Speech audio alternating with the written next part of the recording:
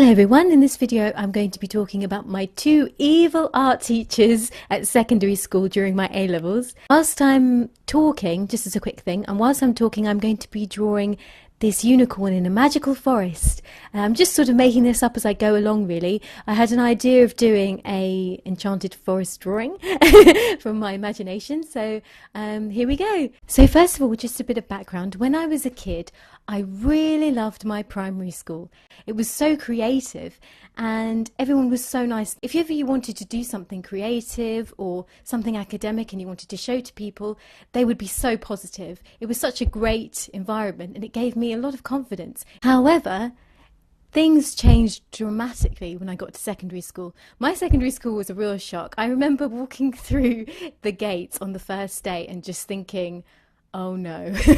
It was just such an opposite environment to what I'd been used to. So not only was my secondary school extremely strict, which I found really difficult, I found it frightening actually. I was always terrified of doing the wrong thing. And even if I had done the right thing, I wasn't sure that it was the right thing. So when I went into Art A-level, I had no illusions that my teachers were going to be really great, because I'd had those teachers for my entire secondary school life. I knew what they were like, and despite them, I still decided to take those classes. I think it was just my pure love of art, because I actually did not think I was any good at art in general. So now here's where it gets interesting. This is the part about my art class, what happened, and my two evil art teachers. So I'm going to call them Mrs. Grumpy 1 and Mrs. Grumpy 2. So Mrs. Grumpy 1 was my main art teacher, so she taught the practical art.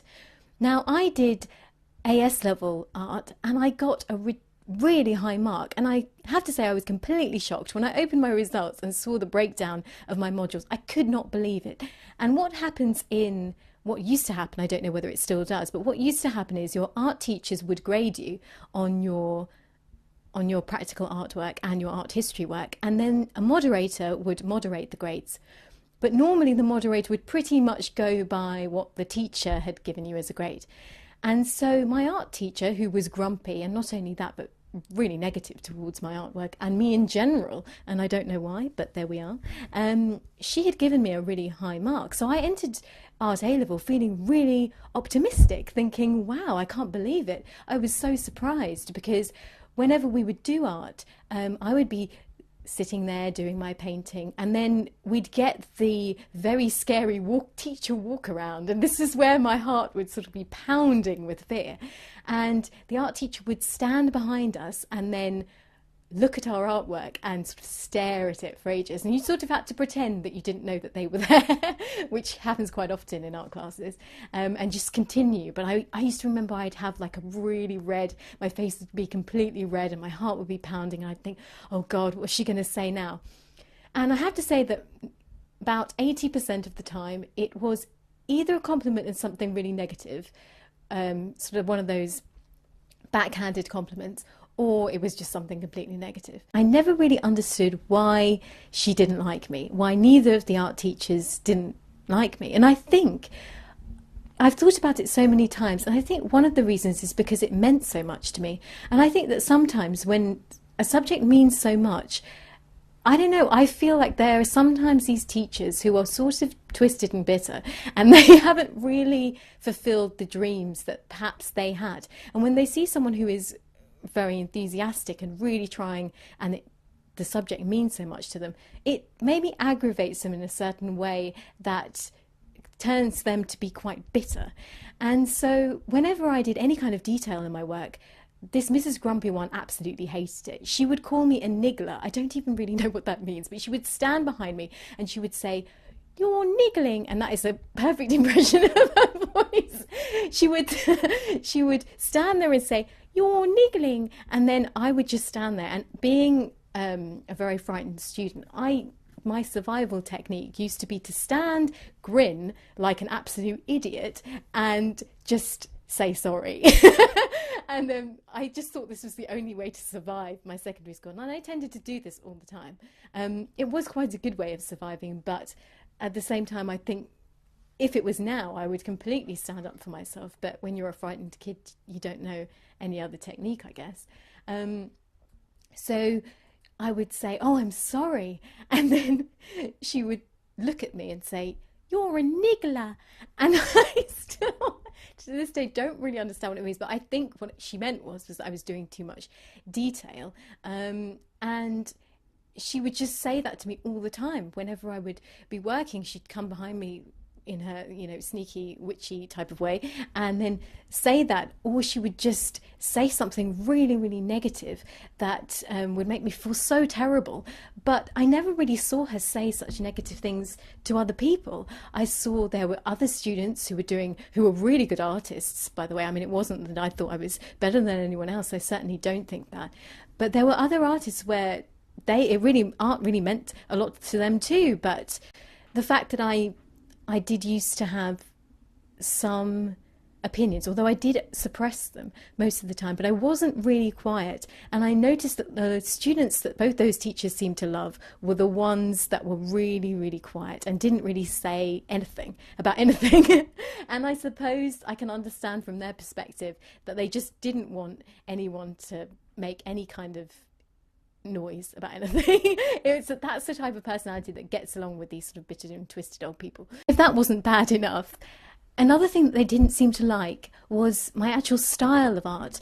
So whenever I would paint, and because I was the niggler, I was doing too much detail, Mrs. Grumpy One would make sure that I did my art in a really loose style. So she'd sometimes grab a paintbrush, or she'd actually grab my hand, which was really awful. Like, physical contact with her was quite terrifying. And both of the teachers were absolutely obsessed with Impressionists. They adored Monet and Cézanne and Van Gogh. And I think that's great that they have a passion for those artists. I mean, they are incredible artists. But they would try to force me to paint in their style, and this, in my opinion, is completely wrong, because how can you become an artist if you're copying the style of an old group of painters? I mean, that's just ridiculous. Everyone should create their own style. Correction, I do have to confess that they did teach me one skill, and that was how to mount a piece of art onto a bit of sugar paper, and then to mount it onto another piece of sugar paper. This was considered to be really, amazing. Not the actual artwork itself, but the process of mounting it and being able to use scissors and cut it in a perfect square. So, talking about glue, this is what leads me on to the reason why I failed part of my art A-level. It's a very tragic part of the story, but there we are. So, as I've spoken about my practical art teacher, Mrs. Grumpy One, there was also Mrs. Grumpy Two. Now, she was also grumpy. Oh yes, she was very grumpy towards me, but she wasn't quite as grumpy as Mrs. Grumpy One. So I felt a little bit more relaxed with her. I thought maybe she's not as bad, and I'd not had her very often for art, because she was my art history teacher and we had less art history lessons. Anyway, so I had all my coursework done and we had to hand it in, but she wanted to see our progress and see how we were doing. So I handed it in, and then the next week I got to the lesson, and so I was just carrying on normally to the lesson, and I walked in to the class, my art history class, and there was an absolute silence, and everyone turned and looked at me, and it was at that moment that I thought, oh no, something bad has happened, I've done something wrong. I didn't have a clue what it was, because I kept racking my brains thinking, what on earth have I done? And I couldn't come up with anything. And so Mrs. Grumpy 2 walked through the door with a face of thunder. And I was literally quaking in my boots at that point, because she didn't often get that angry. It was Mrs. Grumpy 1 who screamed and shouted, but Mrs. Grumpy 2 would only get angry if someone had done something really bad. So once again, my heart was pounding. I was really terrified. And she screamed at me, and I can't recall exactly what she said, because it was a barrage of how dare you, and this is a disgrace, this is despicable. And I have to say, I mean, after her screaming at me, I was close to tears, but I still couldn't fully understand what was going on, why she was shouting at me. Then she produced my book, and basically what had happened was I had made this coursework book. I'd sort of made it into a scrapbook, if you like, and I'd handed it in that way, and I'd stuck all the typing that I had done into sections of the book with illustrations or photographs, just to illustrate my point. And unfortunately, I had used PVA glue, which was a big mistake. I mean, you shouldn't really do that, but I was only a kid, so I didn't really know. And it had wrinkled the pages. And some of the pages were even very slightly stuck together. So it had that kind of bumpy look to it. It didn't look very good, to be honest. But at the same time, the content of the coursework, I think, it answered the questions that I had been asked. I remember thinking that it was fine. I mean, I felt that I was quite good at English, and art history, so just a merging of the two together, and it seemed to be fine to me. But she did not think that it was good, and it was not the actual content, it was the fact that my pages were wrinkly because I glued it wrong. I mean, I'd used PVA glue, so it had wrinkled the pages.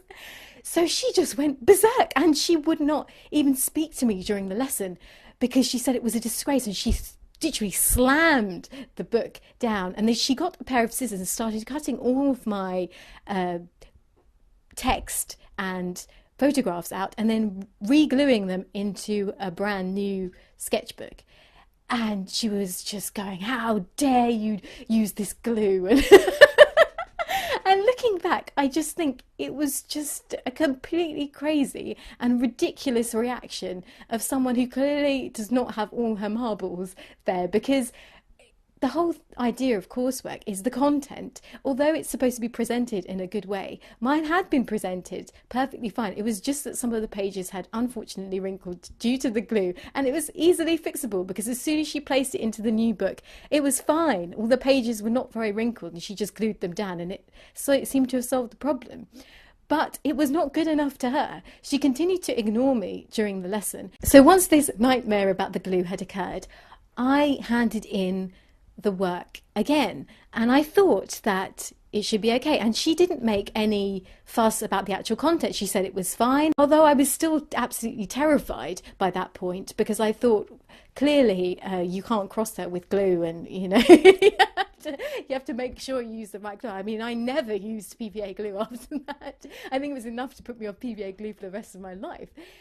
But anyway, then we had the A-levels, and I got my breakdown of the grades after I got my results. And very sadly, I got a very high A in the practical.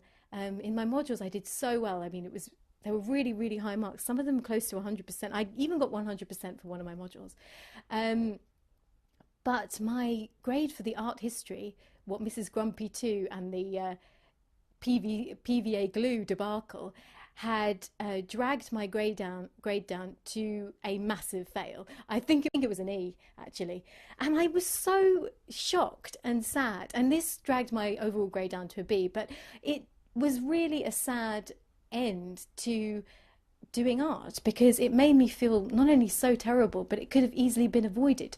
The teacher, Mrs. Grumpy 2, could have told me that she didn't like the content that I did, but there was no mention of that. Even after I handed in my coursework and I saw her many times, she never said that what I'd written was awful. I think she genuinely gave me an E because I used PVA glue in my book, and I'm positive it was that.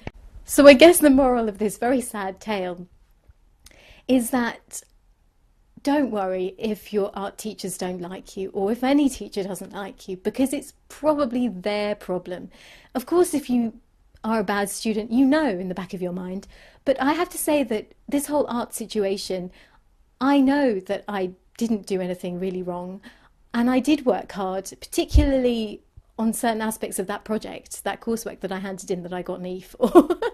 I did work hard on getting all the information, and if I had done something wrong, that art teacher would have told me in terms of the content. So it's just a sad story, and I guess the only justice is making this video and hoping that I can reach some people to make you feel better if you had a similar experience or if you had a bad experience at school.